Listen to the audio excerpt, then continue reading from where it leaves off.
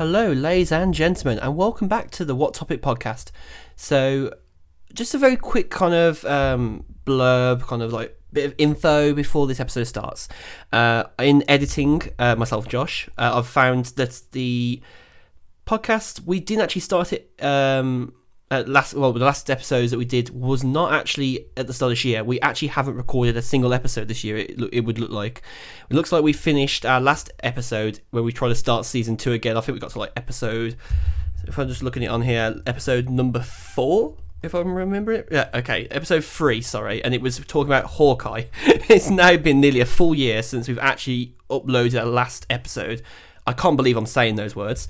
But I thought I'd make it aware because we do talk about saying January or February we thought we last time recorded, but wildly overestimated, I think we did. And we was overcompensating for ourselves probably a bit there. But yeah, that doesn't change the episode. It's a great episode and we're great. We're both great people. We're both happy where we are at the minute and we're glad to be back with the podcast. So sit back, relax, grab a cup of tea, grab a coffee, grab some popcorn, whatever you like, or whatever you're doing if you're on your commute or if you're just in the office at work. Enjoy this episode and see you later.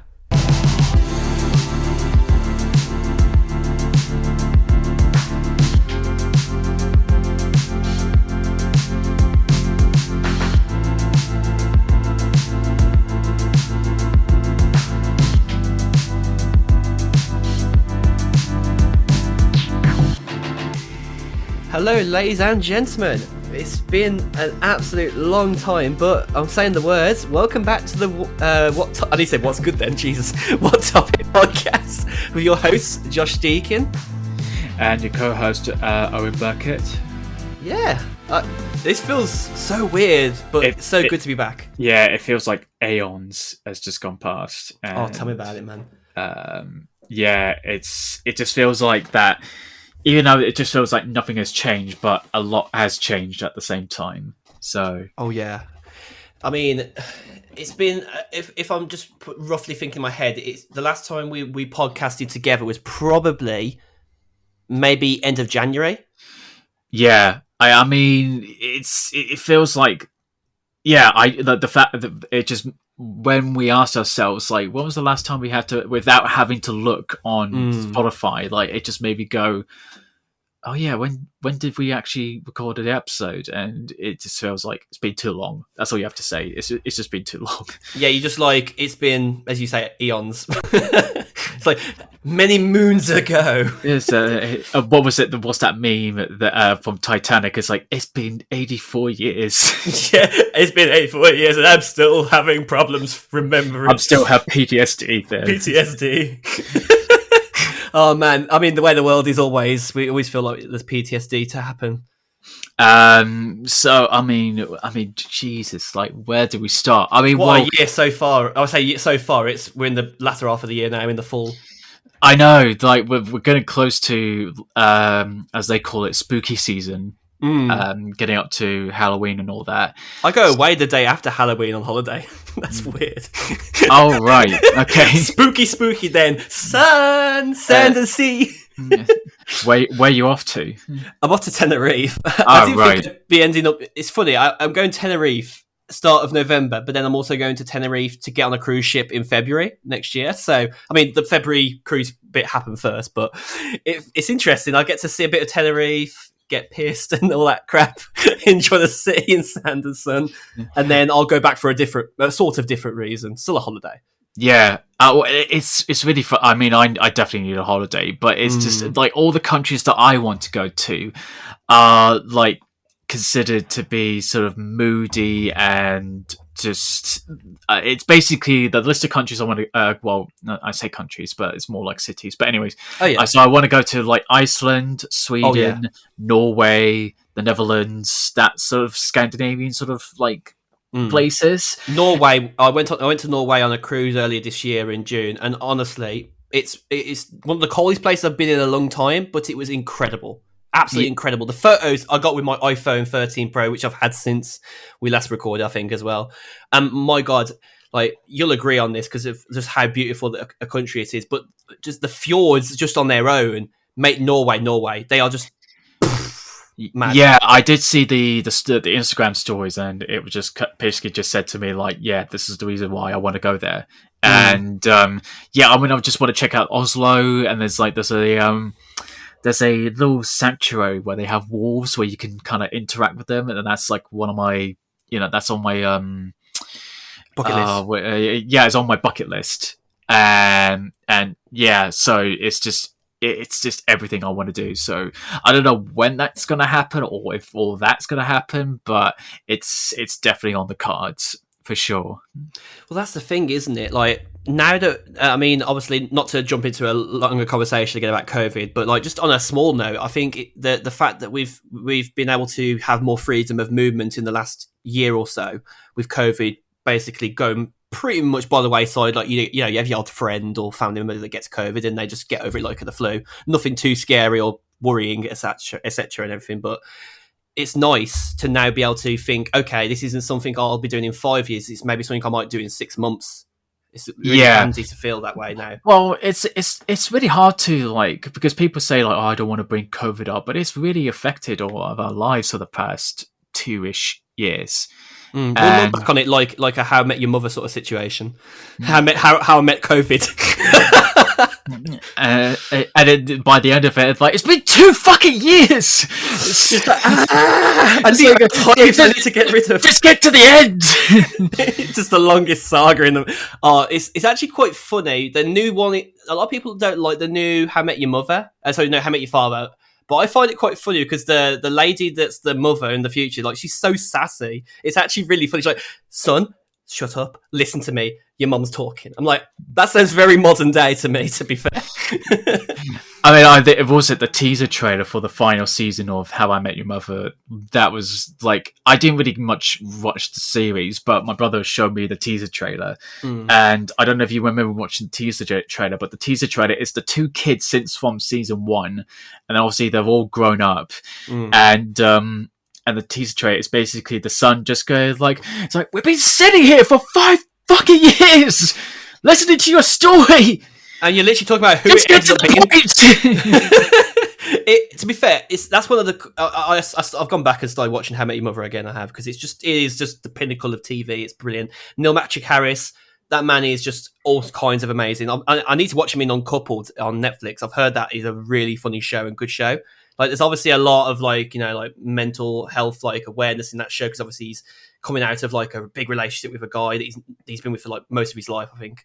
And I think Neil Patrick Harris is actually a really good actor for that sort of show.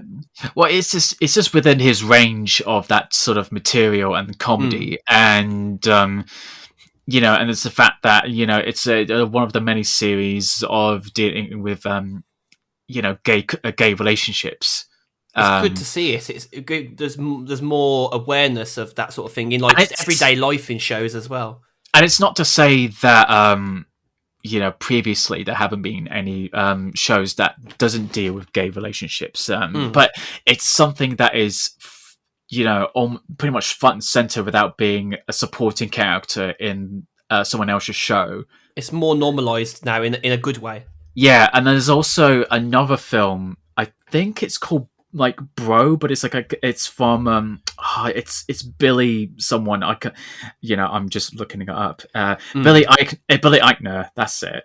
And if you're not familiar with, he's probably, you've probably seen him on Instagram and in YouTube, where he does like Vox Pop sort of interviews on the street of New York, and he just says things really quickly, and like just think of the first female celebrity, and then they just go and they go, wrong answer, we're the next one person, and then that's it, Bros. That I saw the trailer for it, and it just looks absolutely hilarious. It's basically written and starring Billy Eichner, and it's as it says on IMDb, it's about 2 men with commitment problems attempt to a relationship.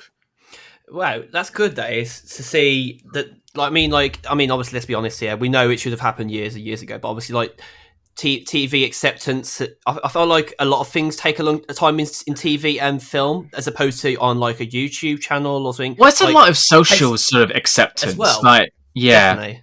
I mean, it's a sign of like times that, progressing forward, and not using gay characters as like comedy relief. No, We're, yeah, right. we're past like the 10, 20 years of like um treating such characters in such a way that is just like Demeaning. it's demeaning, and it's just eye rolling. It's just like, okay, yeah, here we go again, like that sort of thing. I think Neil Patrick Harris. It's funny because like I sort of subtly knew. I think that he was gay anyway in real life, and I didn't really pick up on it. I think until about maybe halfway through How I Met Your Mother with the series, Right. and like because you can sort of see like his character is obviously Barney. Everyone knows Barney's sort of like esqueness and what he's like, but his real life person comes out in that character quite regularly.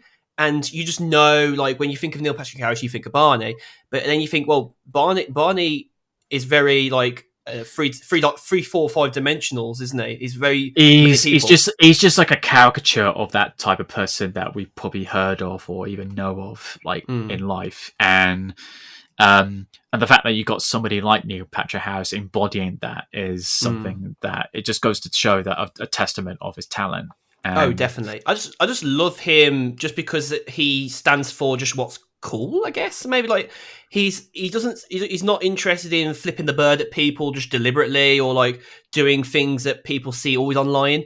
But like, I mean, he's got his old fashioned style email newsletter that he has. I can't remember what it's called, but his intro to it was really good. It was just like watching like somebody just like so enthusiastic about their own project and their own touch to it, like that he was just like doing all these little things like magician stuff, because he's part of the magician circle, I think he is, magic circle, I think it's called. I don't know. I mean, like I said, I've seen bits and pieces of I mean, the episode that I remember fondly is with Colby Smulders' character, that she got told like, you're not really a true New Yorker unless you've gone through these sort of rite of passage. And there's a bit where she just starts crying in the subway, and she's like, I'm finally a New Yorker, or whatever. So yeah, it's just like, welcome to New York. Everyone gets depressed every 5 minutes. To be fair, you can say about most cities, if I'm honest. Oh yeah, like there's always going to be a moment where you're just going to be in the city, you just be like having a freaking breakdown and everything. But yeah, no, it's just it's just good to sort of see these sort of TV shows that kind of branch out a little bit. And speaking of like, well, I mean, considering the fact that they always say that you always get these people on the right side of it say like, I don't. It's like they say like, I'm not against gay people, but I just don't want to see it. Well, you have a choice. There is a thing called freedom of choice, not just freedom of speech, but there's freedom of choice. Like you could go on Netflix and watch Uncoupled and love it, and maybe not be big on being gay yourself, or you might find it not your cup of tea or something like that. Like obviously, you can have your opinion, but just don't like if it's an opinion that's going to offend. Just be mindful of how you're going to tell it to people. Yeah, don't act surprised when people suddenly, that it comes up with a backlash, and then they just go, "Well, so much for freedom of speech." I'm like, no. That like you still have your freedom of speech. You just don't want freedom of consequence. You're just like, that's it, isn't it? It's freedom of consequence. Like people. I've noticed a lot on Instagram recently. People don't understand freedom of speech as much as they think they do, and they don't realize that like there is your speech, then there is your actions. Like your speech could come across so badly that you offend someone so much that you basically like maybe like cause them to hurt themselves, etc. And then that's like that freedom's just been ruined. Well, it's just very reckless of them to say that, and it's really pathetic and childish. It's just they just go like it's like being told off by your parents, and you're just having a big sulk, Yeah. and Just being and then told, yeah, you've had your opinion, but you're still not right, or something like that. yeah, it's like you've done your thing, and it's like when you're bullying somebody at school, and then you get told off for bullying, and you're like, I you get wasn't stopped. bullying them. It wasn't bullying, I was just telling them this, and they didn't like it. yeah, I was just getting really physical. They couldn't take it, and it's like, no, fuck you, you hurt that person's feelings. So That's the thing, isn't it? Like some people just. I think the overarching theme on that one is that people just don't have remorse for people who just don't accept the same opinion as you. yeah, I mean, it's just the thing that comes in. I mean, you always hear like people like, why do gay people have to shove it right at our faces? And it's like, dude, we've been dealing with heterosexual couples in various types of media for like, I don't know, decades, centuries, like, and so it's kind of like, so the one thing that you hear something on the news, that's the thing. Like, I'm like, I bet you, like, if this wasn't treated as a big thing, like, you would not have batted an eyelid. But the fact is that, news programs like Fox News or GB News have reported it. You're now going, oh, why do it have to be on so much on our faces? And it's just like, I bet you it would be at your faces if you weren't that paying attention or going out looking for it, Exactly. And I must be honest, social media at the minute, I think and forgive me for saying this, like some people might disagree with this opinion, but I think that a lot of the pages that we both like to follow on Instagram at the minute are definitely knowing what they're doing when they're posting certain videos in a certain way and not providing all angles. I get that it's important to show what's going on at the minute. I'm not going to reference what I'm talking about because I think most people will understand what I'm talking about.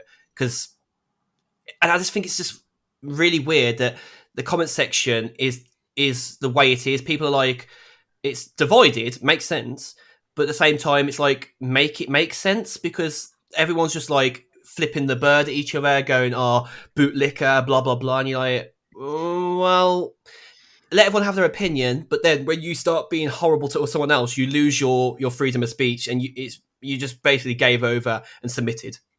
Well, it's just that thing where, as we talked about earlier, it's that, the reaction to Hailey Bailey as Ariel in the upcoming live action Little Mermaid, and you got I can't remember who the guy is, but as soon as I see his face, I know who he's from. He's one of the co-hosts of the Daily Wire, which is a very right wing, it's a piece of shit YouTube channel, but it's still got an audience, unfortunately. And he just it was that video where he said, scientifically, it's deep down the ocean, so her skin would be translucent. I'm like, well, factually, you're a fucking idiot. So I know, a racist idiot. So I think the argument is shut down so quickly when you say a mermaid is not defined by their skin color, because a mermaid is mythical. Mythical can be defined not even just mythical. It's just fantastical, and it's based on a book. And the thing is, Disney chose to do white skin tones with the original cartoon ones, but nothing's saying that they couldn't just bring on a black actor for the live one. Yeah. And then what was it? Trevor Noah said, like, "Oh, I'm not against who they casted. I just want to make sure that they cast the right person to do the job." And I'm like, "Well, they clearly did that. I mean, have you listened to Hailey Bailey in the teaser trailer? Like, is it Halle Berry? It's okay. So this is where because people think like they automatically say it's like Halle Berry, but it's Hailey Bailey. Oh, okay. Yeah, it's Bailey. That's good to know, because I always feel like I'm getting it wrong. But you get that gut feeling. You're like, shit, I'm saying the name wrong. You keep saying it's like, I mean, you're almost on the right track here. A lot of it's a black actress, but the wrong black actress. So. Okay, I'm with you now. But no, the thing is, it's like people say like, "Whoa, you don't care about the live action remake, so why are you defending it?" I'm like, well, I'm defending it. It's got nothing to do with my opinion of the live action remakes. I mean, I've just recently watched Pinocchio with the one on Disney Plus, and I thought it was just lifeless and just meh. So, but that's neither here or there.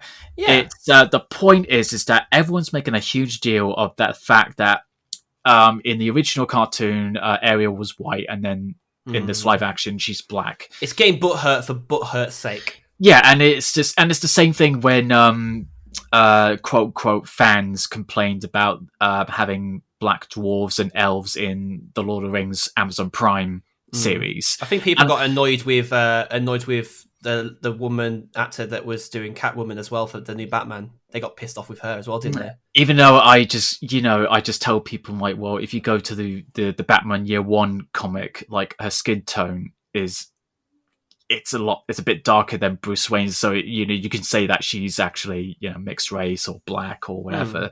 And the thing is, it's not. I don't think, as we've obviously, the overarching theme here, it really shouldn't matter how. Even actually, another good example is actually a lot of people are getting pissy about. I mean, obviously it's been cancelled now, but Resident Evil, the TV show on Netflix, people are getting pissy about Lance Reddick playing Wesker. I'm like, he was fucking cool.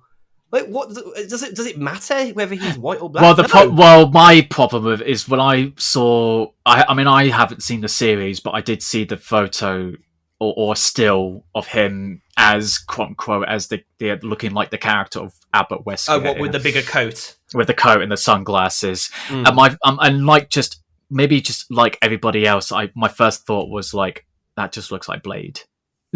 Oh yeah, it did have that Blade-esqueness to it. You're not wrong. I think once you watch it a bit more and you understand how he is as a character, because you don't see him as the the guy that fell in a volcano in the Resident Evil 5 games, because that's what he's obviously from, that iteration of him. You don't really see that of him. So like, everyone else is getting pissy about the character because Wesker was always white in the games, and it's another problem again. It's that same issue again. It's like, he may have been in this, but it doesn't matter if he's in this. Like, even Wesker, I think. Wesker was actually white in the remake movie recently last year. I think the Welcome to Raccoon City. I think. But even then, like, does it really matter that much? If the skin tone is really paining you that much, then you aren't going to enjoy anything in life. No, I get that. It's and I really like the actor Lance Reddick. Like, I mean, since I've watched him in The Wire.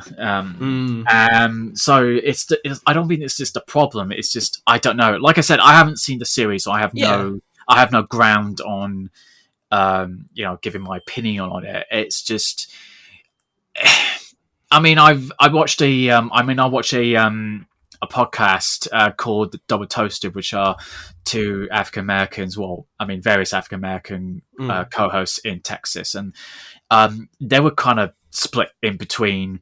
One host, the main host, Corey,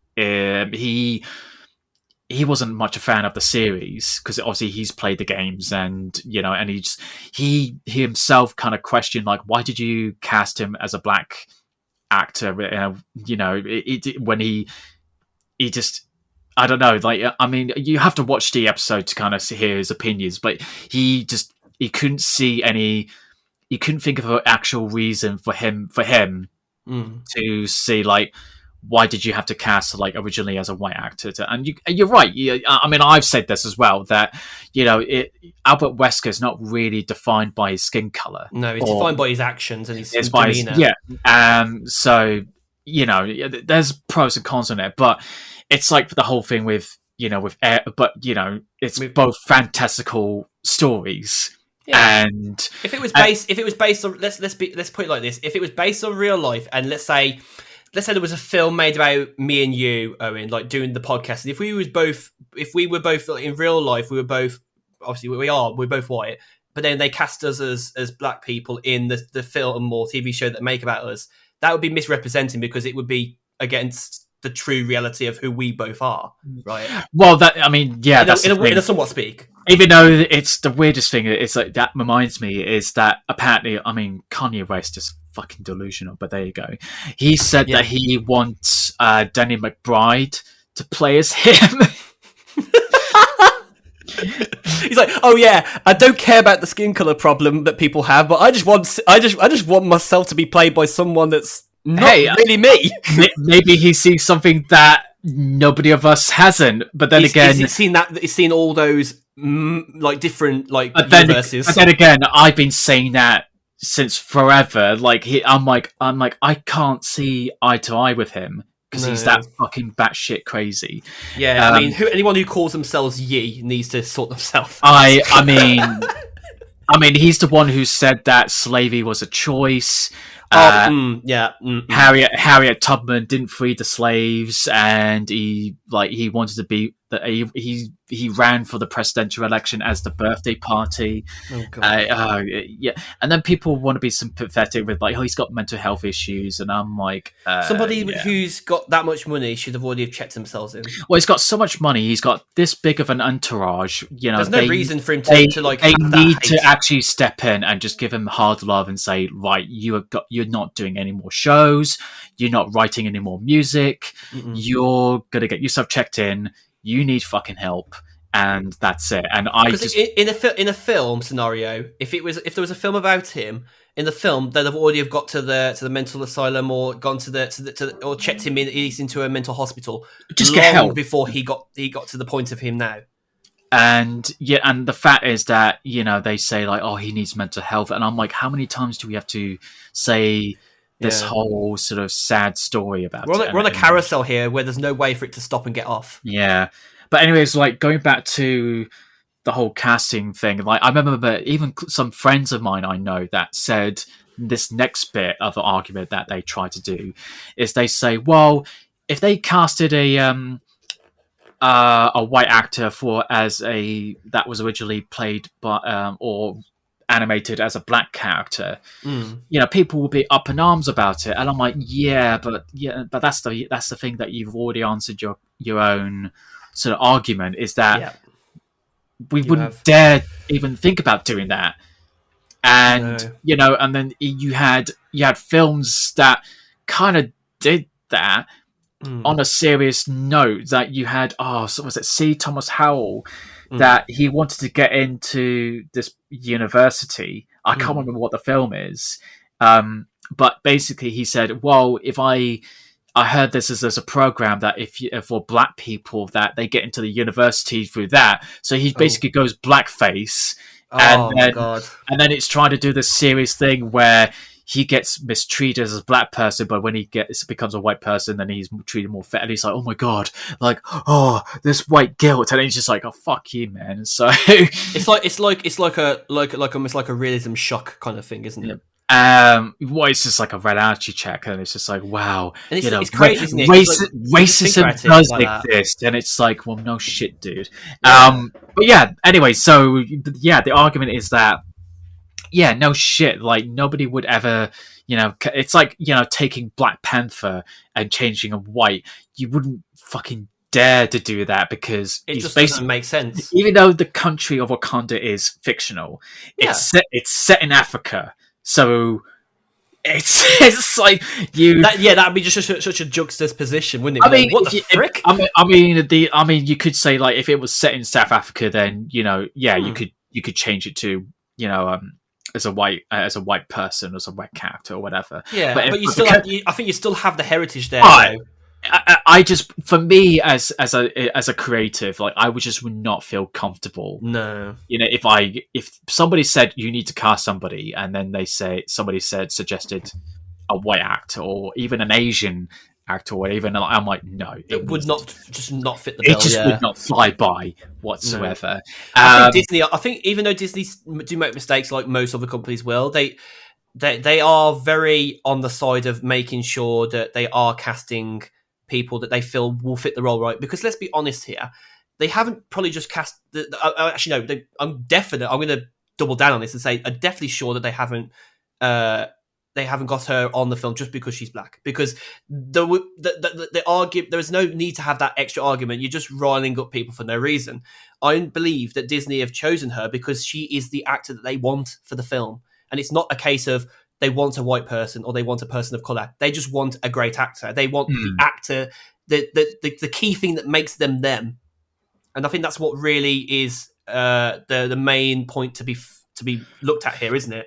Yeah, I mean, what but also, as Corey mentioned on Double Toasted, is that the Mm. fact that even though there is progress of casting and giving excuse me, representation, is there's still a downside to that, is that with I can't remember the character's name, but the prince, that the love interest of Mm. Ariel, is that you could have also cast it as a black actor or a person of color, That's because true.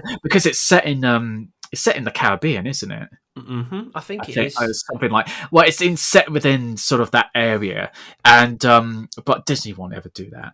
They would have never No. and they kind of hinted that in and somebody brought this up. They hinted that with Rey and Finn in the Star Wars sequel trilogy. They kind of hinted that in the Force Awakens, that they were like, they might be a thing, but then in the Last Jedi onwards, they were like, nah, they're just friends.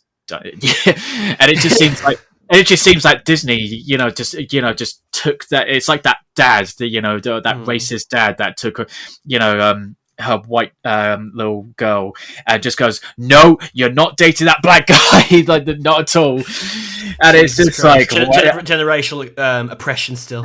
and it's just, yeah. And then when you start looking at it, you're going, "Wow, yeah." Like, they just would not have a black or white sort of race sort of love interest, that sort of thing. And It's funny because, like, you look at I mean, to reference Resident Evil again, actually, they didn't even make like it felt actually really smooth, if anything. The lady that's running the Umbrella Corporation and the South Africa division, that now is the new headquarters of New Raccoon City. She obviously, the man who started started Umbrella, Oswald Lee Spencer. It's her uncle, I think, or father. I'm not too sure, but she's with another woman. She's married to another woman, and the kids that she has it's not her kid. It's her the lady wife is well, her kids.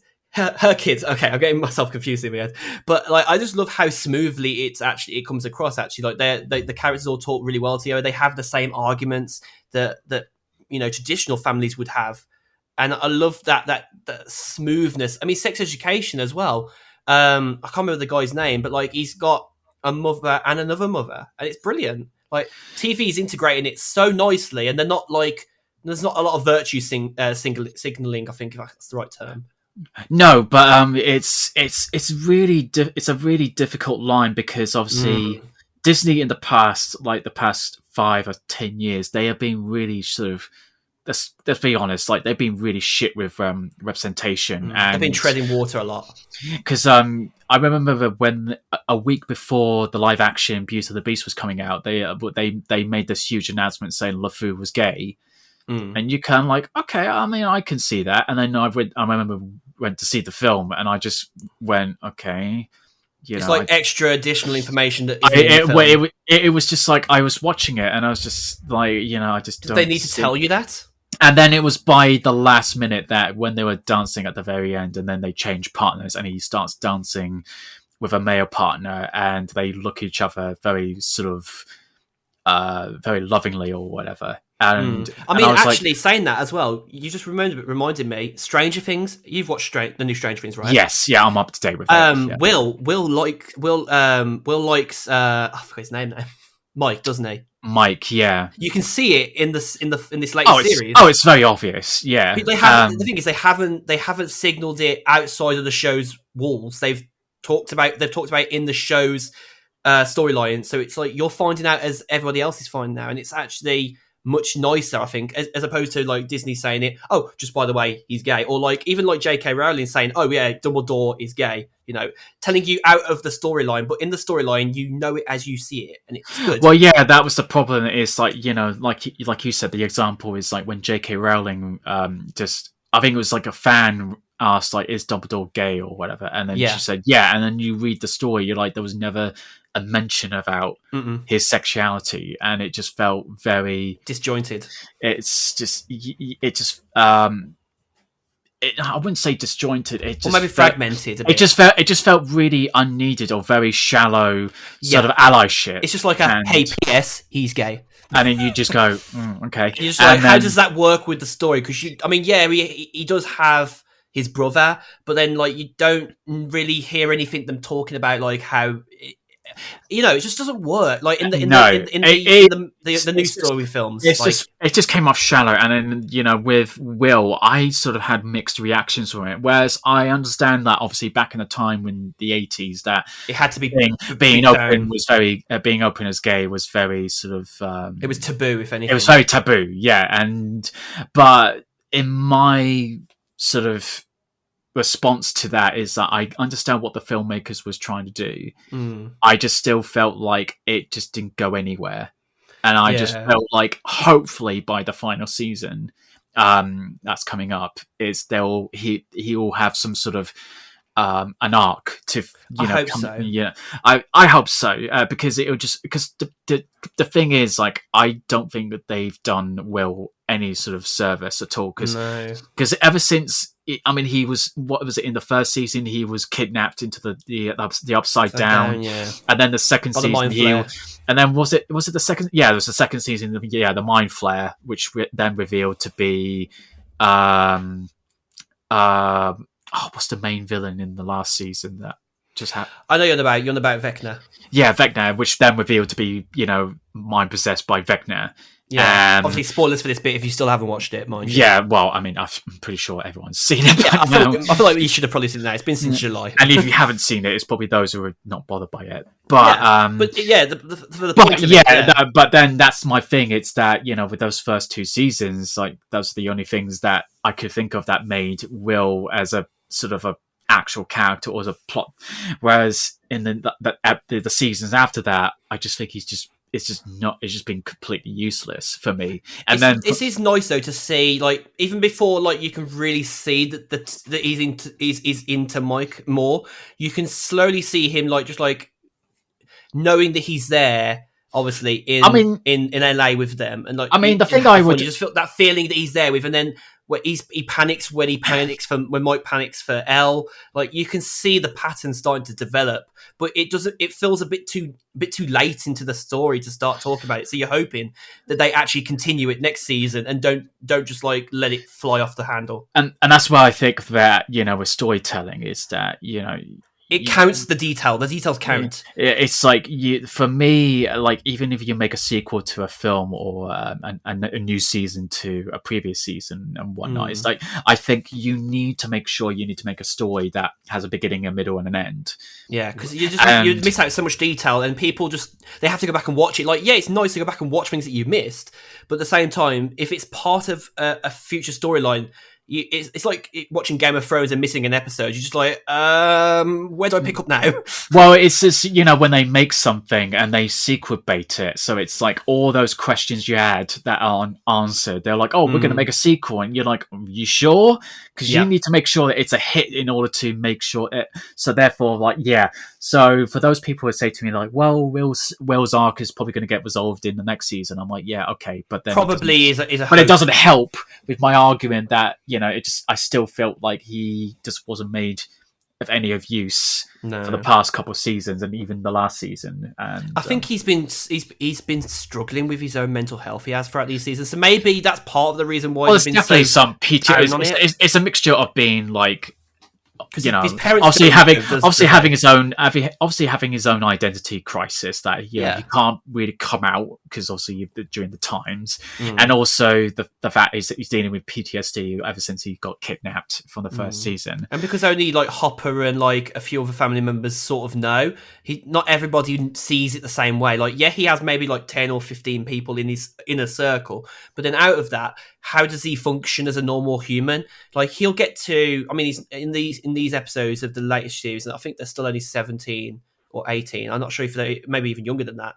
But like, when they get to 18, 19, and 20, and then 21... I think they're definitely they're either in their late teens or early 20s. And I think, how is he going to cope when he gets to the drinking age? Is he going to go on the drink? Is he going off the handle? Yeah, I don't know. But then... it's probably a bit too far ahead to think about, but... Well, the thing is, the filmmakers, the Duffer Brothers, have said that they are going to set this next season a bit further into the future, because obviously with the kids' age, they're aging quite rapidly since the Oh yeah, first the season. actors are completely older than they actually should be. And obviously, probably. because they said each episode of the new season, or the next season, is going to be longer, so therefore it's going to take more time to film.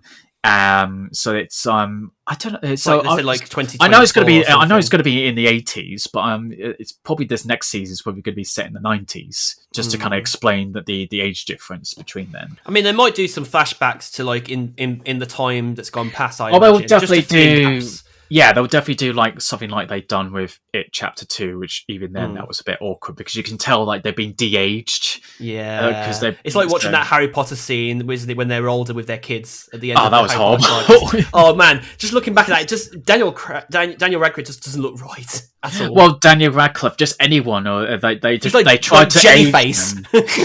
And I remember I think they even released video or stills of like the tracking, yeah. Of where they originally had actors that were adult actors, so it wasn't the actual actors like Emma Watson and Rupert Grint and they Daniel should re-release Radcliffe. them as the older Like selves now. they have the elder, but then they said to themselves, it doesn't work. We need to get the original actors, so they reshot it with those actors. And I was like, no, I would have gone with the older actors. This one just feels like it's like they got a bunch of year 5 students to try pretend to act as adults. Yeah, it just doesn't work. It's like just because you added a few more wrinkles under their eyes and doesn't make them eyes, it legit. Doesn't make them older. No, it's like using one of those face apps on your phone. It makes you look a bit older, but like it just looks like the early days of like deep fakes. Yeah, it's actually quite incredible actually how AI has really like changed the scene in movies and TV shows and entertainment. Well, the fact that Disney got Disney hired the guy that did a lot of deep fakes on YouTube, which I thought that was actually really cool, because I did remember when I saw the Luke Skywalker in The Mandalorian in the end of season 2. And I thought to myself, that looks really off. And then after that, they hired that guy. And then when I saw the Luke Skywalker in the Book of Boba Fett in the one episode, was it 1 or 2 episodes? I can't remember. It did look a lot better.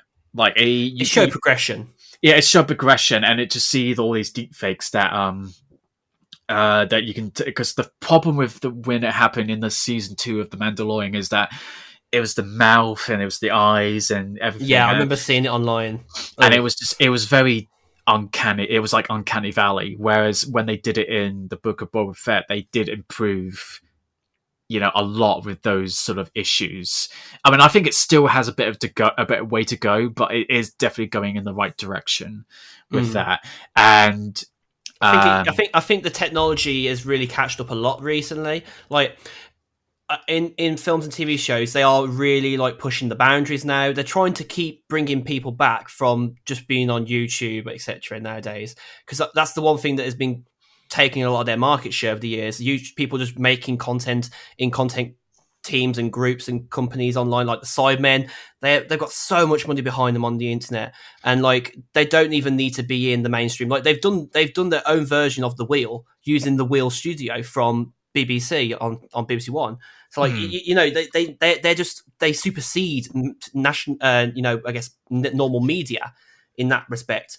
So like when you look at all this AI face stuff that they're doing, like they've been doing face tracking for years. Obviously, Avatar was one of the biggest, and that will be back later in December for a new iteration after what feels like 50 million eternities. James Cameron going, yeah, we've got like all these films coming in XYZ years. And I just think it's incredible that they are really putting their money where their mouth is now with this, which is good.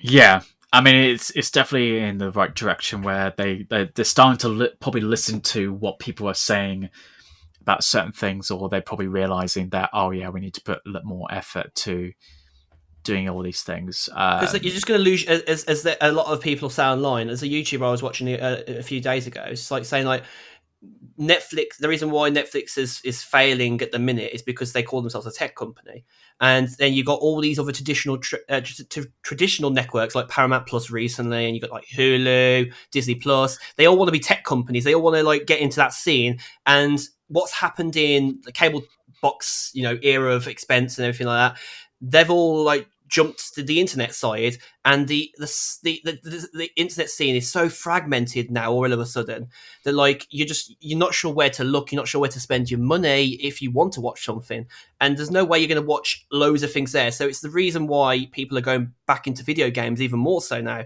because with video games you've really only got three main competitors. You've got PC, you've got console, and you've got mobile, and you can't you can't struggle to find something on either of those platforms that you're going to be able to enjoy or cross-play with someone, because you've got free-to-play as a big model, haven't you? Yeah, I do admit that it's a lot easier of a choice for me to go like, for my example, it's like I got a PlayStation, and I'm very comfortable having that because it's got the games that I want to play. Well, I mean, I say that. I mean, what I mean is it's got the exclusives. It ticks your boxes that you want. And like I said, most of the games that the majority of the games I have are multi-platform, so it's not like I'm losing out on a lot of games anyways.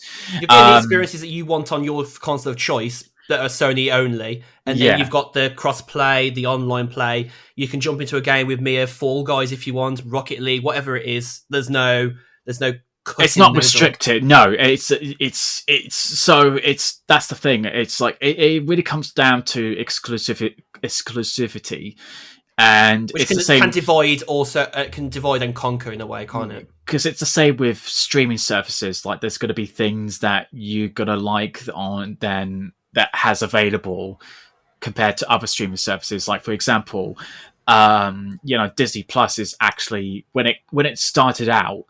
It kind of made it. Admittedly, it made me gonna go. Oh, I don't know why we need it.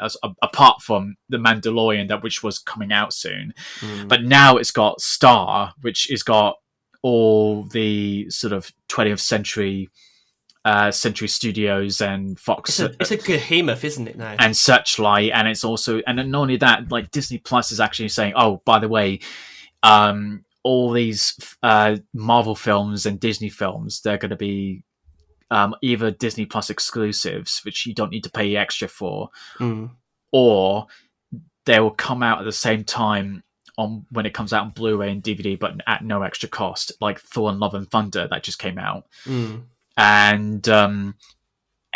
And so you kind of say it's kind of edging towards that point where we go, actually it's getting to that point where you go, it's really becoming a huge competitor. I think I could probably drop Netflix comfortably and come back to Netflix just for certain shows and just stay with Disney Plus. Yeah, I mean Prime Video's pretty good now as well. Yeah, Prime is getting up to that point as well. I mean, there's a couple of things on Netflix that I want to see, which will lead me to the whole film festival circuit that's going on at the moment, which I'm looking forward to seeing. The Marilyn Monroe fictional biopic called Blonde, which stars Annie de Armas as Marilyn Monroe, and the reviews for it has been positive, and I'm just so looking forward to it. Which it's is really funny. Good to see good films like that. It is because like we've had so much of like nostalgia films, but then when you come back to it, an autobiography film, or at least one that's close to an autobiography film about a big star like Marilyn Monroe, you just know it's got to be done right. Because if it isn't done right, my God, they wouldn't release it. I just know they wouldn't. Yeah, exactly. It's one of those ones that you know is going to have the quality. Well, it's going to be the quality because of the filmmaker that is involved, which I'm a huge fan of his. Like he's only done 3 films beforehand, which he's done like the Australian crime drama Chopper, which is based on an actual Australian convict, and then he did the assassination of Jesse James, and then he did Killing Them Softly, both with Brad Pitt, which Brad Pitt is actually producing this film as well. It's good to see him doing stuff like that. And Sorry, but people are trying to get me on the phone as always. I put mine on my do not disturb, so yeah. It's the funny thing is this is going to be the first film in the 2020s that is being rated NC-17.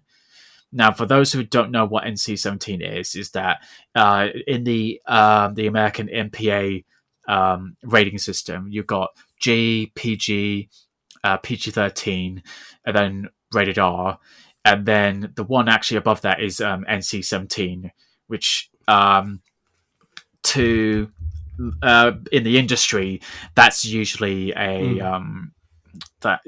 that's usually a box office kill for that, because you have to be, you can't just in rated R. The difference between R and NC-17 is R rated films, anyone under 17 has to be accompanied by an adult. It feels like such a long time ago that I even remember having to worry about that. It's mad, and then so you can accompany somebody who want to watch a rated R film, which actually happened when I was living in New York, when I went to see oh really Black Hawk Down. It was a rated R, and I was 21, is it? I was 30. No, it's okay. So rated R is you need to be 17 or over to watch it. Oh, okay, so they're not that much different to the UK. Or otherwise, you need, it's not that different to an 18 or a 50, that you have to be accompanied by an adult to watch it. I think the BF what is it? The British film, the BBFC. BBFC. They actually, because I follow them on Instagram, they were reminiscing about like some really good films from the last few years that were 15 rated or something. I read about. Yeah. It was really good to read, actually, seeing what films got 15 rating but were still just like iconic. Yeah, and then obviously with NC-17, you have to be 17 or older to watch it. You can't. Nobody under it can. It's just too much. It's just too much involved. And it's just the thing is that the reason why it's box office death if you get an NC-17 rated, because not that you don't have that much of a demographic to go see it. And you're very separated. Yeah, and this is perfect for streaming, because anyone can watch it. And the thing is, he said, was it Andrew Dominic said, I think in an interview, he said, "Why did you make a film that was an NC-17 rating?" And he just went, basically, one, it's a Marilyn Monroe story. If I did anything less than that, it would just be a disservice to her life. Yeah, why cut things when you shouldn't have to? You've got online to be able to make it go to the masses. Which is similar to what Elton John said about Rocket Man. Exactly. Like, he said that, my life was not made to be PG-13. It was an R. So that is so true. That is so true. And that was partly why I had issues with Bohemian Rhapsody, that they made this PG-13 story, but I was like, if you know anything about Freddie Mercury, his life was not PG-13. No. But it was just like they was trying to get it out to a major audience, but then I think that they missed the mark. They could have made a more fuller version of the film that could have come out elsewhere, like online as well. Well, the problem with that is that I remember Sacha Baron Cohen, when he was originally going to play as Freddie Mercury, that they were going to delve into the sex and the drugs and everything that was him. We all you don't want to lie. Well, that was him, yeah, and also the swearing and this and that. Oh yeah, you got to capture him the way he is. And but apparently, because of the current members of Queen, well, two members of the Queen, which was Brian May and Roger Taylor, I think. They were a bit too they were a bit too controlling of what could be told and whatnot. And so really, they ended up personalising it to the way that they wanted. They basically wanted to. There's a phrase to that, but they wanted to just kind of distort like the actual story. They wanted to make themselves look good, control the narrative, and. But I remember the original story was that they apparently, according to Sacha Baron Cohen, they said, like, "Oh, we're going to do the life and death of Freddie Mercury," and they go, "Well, we're going to do that, but in the middle of the movie, Freddie Mercury dies, and then the rest of the movie is them moving on from, Freddie Mercury's death." And he was like, "Wait, what?" And yeah, and that's where I personally had issues with Bohemian Rhapsody. It was just, and also just the storytelling beats that it was so, it was such a typical biopic, and it just felt as if they just controlled how to make themselves look for the story, and So and then also we were going back to Elton John. It's like yes, like if I want to see a biopic, I want to see not everything, but if it's not going to speak true to who they are, then I personally don't want to bother going seeing it. No, there's no point. There's no point pandering to what one person wants. You want the reason why you're making a film about somebody is, yes, it's for entertainment purposes, but you're also telling a story. And if you're going to tell this story, you don't want to tell it too loosely, because people will think that all you're doing is trying to pander to the age rating, and then you're just going to ruin it for the masses. Essentially, you're going to just turn it into something that it's not. Yeah, and I just feel like with this upcoming Blonde, is that it's going to be more representative of the story that Marilyn Monroe had. If she could see it, she'd be happy that it was made, basically. And also, and then the second thing he said that during that interview is basically like, I'm not here to make people happy. I'm here to make the film that I'm happy with, and if they don't like that, then fuck it, basically. Yeah. And I think that's why with a company like Netflix is probably beneficial to directors such as Andrew Dominic too. He can make the film that he wants without compromising. Exactly. And I mean, we'll see when it comes out later this month. Like, I think it's the 21st of September. So it's, So I think it's actually 3 days time. I think so it's coming out. Yeah, so it's coming out this week. We're recording on Monday the 19th because it's a bank holiday today. Because obviously of what's going on with the Royals.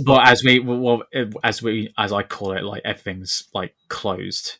Yeah, so we're making good use of the day because we want to do this, obviously. So, and to be honest, it's been actually probably about a month in the making. Probably maybe only about 2 or 3 weeks since I last spoke to you about it, I think. And was like, we're both interested and we want to do it. So, like, we thought, why not do the podcast today? And then obviously we're kind of getting back into a bit of a rhythm then, where we just post every few weeks when we feel ready to do a next episode. And I think we'll be able to talk about Blonde by that point then as well. I just double checked. It's the 28th of September, so still fairly close. It's a week on Thursday, I think. Is that right? Wednesday, sorry. Yeah, Wednesday. I was so close. So close. But so I'm really looking forward to that, and obviously I'm looking forward to the films I'm going to be seeing next month at the London Film Festival, which is going to be the second year running, because I watched a few films last year, which I was kind of excited about. And so the films I'm going to be watching is The Whale, which is the new film by Darren Aronofsky, which his last film was the very controversial Mother, with Jennifer Lawrence. And I'm really looking forward to this, just because it's starring Brendan Fraser, which he's having a bit of a resurgence, as they called it, as a renaissance, as a Brendan Fraser. It's good to see it, because man, bless the man, he's gone through so much he has over the years. Much. He felt he had a big fall from grace, didn't he, with the movie industry? Yeah, I mean, he had a number of things, like both personally and professionally. So you don't even need to mention the fact that, like, he doesn't look as good as he used to probably look, and that's his fault. Well, it's not his fault. No, definitely not. The thing about him is that we're so used to, like, what he used to look like back when he did The Mummy in 1999. There's a bit of a shock factor involved, isn't there? And so when you see him as he is, but then again, like, could you blame him for the way he looks? He's got through so much mental health turmoil. It's mental health, and it's just the fact is that so it all started when he basically he got sexually assaulted by somebody, like basically somebody at the Golden Globes, I think. Basically touched his ass, and like everyone else would, he'd be like, I didn't consent you to do that. So he called out for people that he reported it, and therefore that resulted on him being blacklisted. And therefore he just wasn't given the respect he was supposed to be given. Well, he was just given like such shit work to do, and the reason the reason why he did so many films that were considered very rubbish was Mm. because also along on top of that, his ex-wife divorced him Yeah, that was and a big one. took advantage of him, saying that um He'd done stuff right. where he's basically like she said like he owes, I don't know if they have a kid, but they said that he needs to pay money like every year, and he was like he also said and also on top of that, I'm also dealing with being physically hurt because I, from doing all those stunts on the Mummy films and all these blockbusters, like it's actually hurt me, and I require surgery or therapy for that. Oh gosh, yeah. And so that's obviously that's adding on top of that, and he's just like, he has to do all these rubbish films just so he can get paid. But he said in court that saying, I don't have any money left. My ex-wife is asking me for all this money, but yet I need to be able to live. And his ex-wife is just, I know women don't like the word, but she was just being such a bitch. Yeah. And I know exactly what you're about. she was being very unsympathetic, and she was going, bullshit, you're working, so therefore you can pay the amount that you owe me every year. And it's just like, Jesus, woman, like, let the guy just get a break. And then he basically had a bit of a hiatus because like you said, his mental health and was being affected. And you can see him when he goes to these conventions that he's still having a hard time when people show that lady and that support. Like she didn't have a question, but she just said like, I want you to know that we can see you and we know see that you're you, going we through love you, support you. And you see he cried. It was lovely. You can see crying and get choked up. And then even during the Venice Film Festival, that was so beautiful. And also the recent Toronto Film Festival, where they're giving a standing ovation. Honestly, you could just see him just receiving it and just feeling so. He's still having a hard time accepting it, but luckily he's. Well, that's the thing. You have that remorse because you've been shadowed for that many years. Since your I guess the last time you had a heyday, I guess, right? Yeah, and I'm glad like a filmmaker like Darrenowski has given him a chance, and it seemed like Darrenowski said, Brendan Fraser was one of the few actors I saw that could play this role. So, and that's really good that that he didn't just want him; he knew he needed him. For this role. And that's what makes it beautiful. Yeah, and then also the fact that Martin Scorsese has cast him as a supporting role in the upcoming film, which I can't remember the life of me what it's called, but it's got with Leonardo DiCaprio and Robert De Niro, and I think that's for Apple TV or one of the streaming services. I think it is, yes. And I mean, it was a good thing because Brendan Fraser was also cast as the villain in the upcoming Batgirl movie, which is now been cancelled. Oh, that's a whole other can of worms that is to talk about for another day. Yeah, definitely. But basically, so the film The Whale is about, according to IMDb, a reclusive English teacher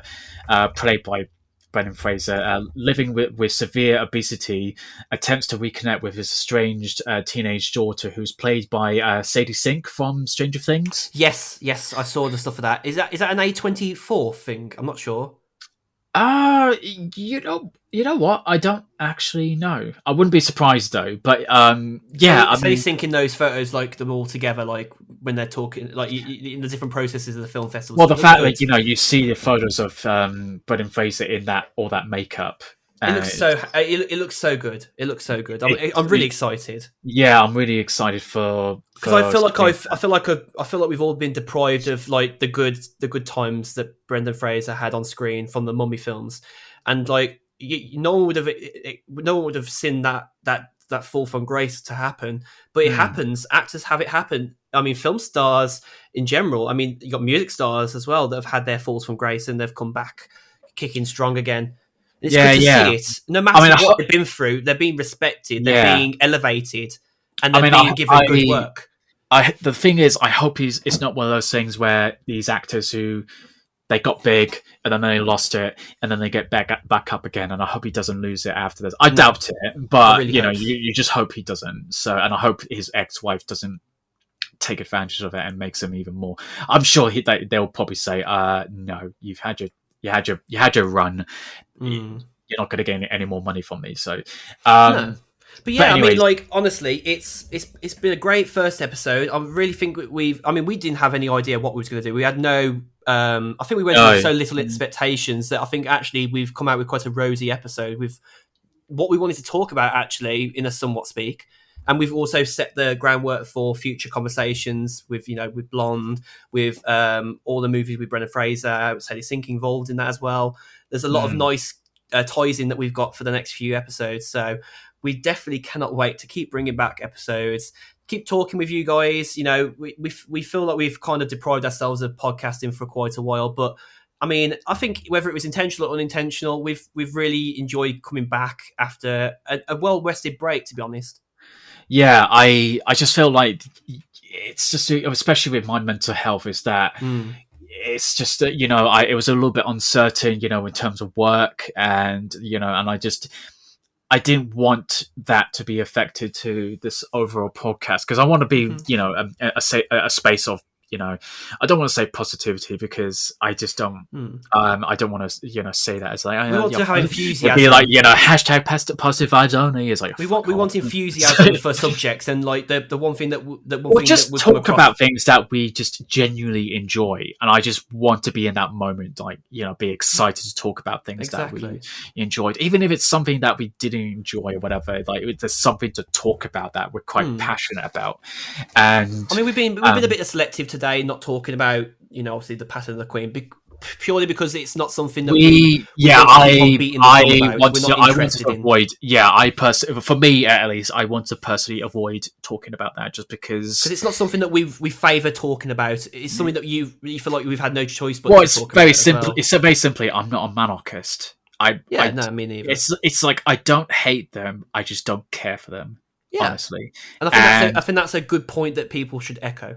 And it's, for me, it's like, as you probably see, that I've been sharing on my Instagram and just my personal feelings, is that I just think there's better there's not better, but there's more important issues, things in the world that should be looked at. Indeed, I mean, I understand that obviously somebody's grandmother and mother has died, and I totally respect that, and I do wish they recover from it, and they be able to move on, and just like anybody would, like your own family, like any family. Any family. So that therefore that's the human being in me, is that we respect that she's gone. She had a good life. I wish them well, but in terms of in the political sort of spectrum, it's not for us. No. It's just not for me at all. And I think that's a very nice way of saying it, actually. A very, very roundabout way of saying it. Like, obviously, go and check out Trevor Noah, because he's done a video on this as well. So much. Like, he's so spot on in various issues. And obviously there's other people like Danny Price that is talking about it. I mean, he's very brutal and upfront about it, but at least he's honest. Exactly. And I mean, we could all talk about the the issues with the royal family, and believe me, there are plenty of them. But I think you could find other better people to talk about it in a much more sort of more in depth argument about it, and therefore be sort of slightly educated, and therefore you could make a right sort of decision whether you still want to follow the royal family or not. And I personally don't. I think it's doing us a favour, really, passing over not so much passing the book on purpose, but passing the book fairly to somebody else that will have a better knowledge and understanding of this. Not that we don't have the knowledge, but we just feel like we're tired of that stuff now, and like we wanted to talk about what we've wanted to talk about today, and we've got out what we wanted to talk about, really. I mean, of course, like if something else happens along the way, and then we just want to use that platform to talk about it, then of course we will. That's the motto of the show, isn't it? What topic? But ever since the Queen sort of died, it's been mad. It's just been like, okay, all right, she's dead, and then that's it. And then you see these people, queuing up 24 hours just to see a coffin. I'm like, nah. I'm just like, no thanks, no. I got better things to do. Like if I was in London, I would have gone like got friends to see or things to do, and I'm just like nah. I avoided all of it on Saturday because I did a shoot last Saturday. Well, I mean that's the thing. Like what is it? Well, my next trip to London is to go see a bunch of films. So beautiful stuff. There you go. So, but yeah, I mean, we could always bring a guest back on again because I actually quite enjoyed that. I got one or two people like said that they might be interested. Fantastic. Conversation for the future. And we might maybe bring back old guests back on board. So you never know. But it's because that's the thing about it, is that we want to use this again, as we said previously, is that we want to use this platform to make other voices heard, just instead of our own. Yeah. So we want to tick a few boxes in a way that feels comfortable to us as well. Yeah, definitely, for sure. But on that lovely note, 100% of the way, thank you very much for coming back, guys. If you've been with us from the start, or you've just joined us, or you've been with us through the very small season 2, we really appreciate everything that you do. Join us, sharing, listening, whatever you do. And obviously, as always, we've been your hosts, Josh Deakin. And your co-host, Owen Burkett. And hopefully we'll see you soon. Take care of yourselves. Stay safe. Enjoy yourselves while you can. And we'll see you next time. Yeah. Don't forget to check out our socials as well. At Mr. Josh Deakin on Instagram and Owen.Burkett and the What Topic Podcast Instagram. See you later. See you then.